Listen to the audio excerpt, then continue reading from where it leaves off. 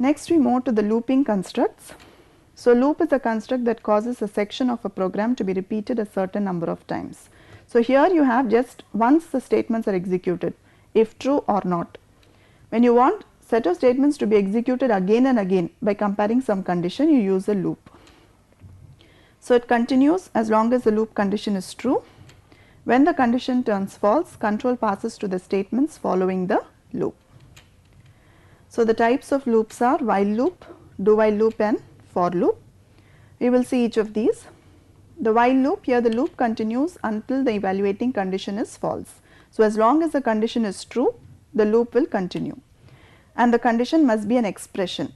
Generally it is an expression, though sometimes you have while one also in certain situations. Normally we have only an expression. The expression must return either true or false only, it should not return any other value. The variable evaluated in the Boolean expression is called loop control variable. So in switch case that variable was called condition variable. Here the expression, the variable is called loop control variable. So the syntax for that is while expression statements.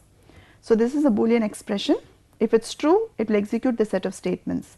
As long as it is true, it will execute the same set of statements. Once it turns false, it will come out of the loop. Next you have the do while loop. This loop iterates again till the condition becomes false, the same concept as the while loop. The difference between the while and do while is that the loop is executed at least once before you first check the condition.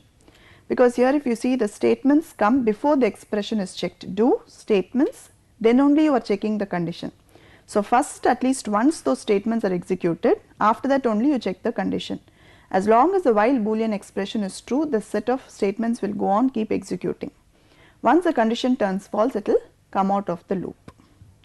So this is the syntax of this do while loop. And finally you have the for loop. Here the variable that is evaluated in the loop is called a loop variable. It consists of three expressions or three parts: initialization, test, incrementing and decrementing. So this is the syntax. For here I is the loop variable, I is equal to 0 is the initialization part, I is less than or equal to 10 is the condition part or the test part, and I plus plus is the action that is to be taken based on the condition. So the first time the set of statements are executed, I is 0. After that the condition is checked whether I is less than 10. After the increment and decrement, I plus plus, so the next time I becomes 1, the condition is checked. Then again the set of statements are executed. Then again I is incremented, I becomes 2, whether it is less than 10 it is checked, again the statements are executed. So this way the loop is executed till 10.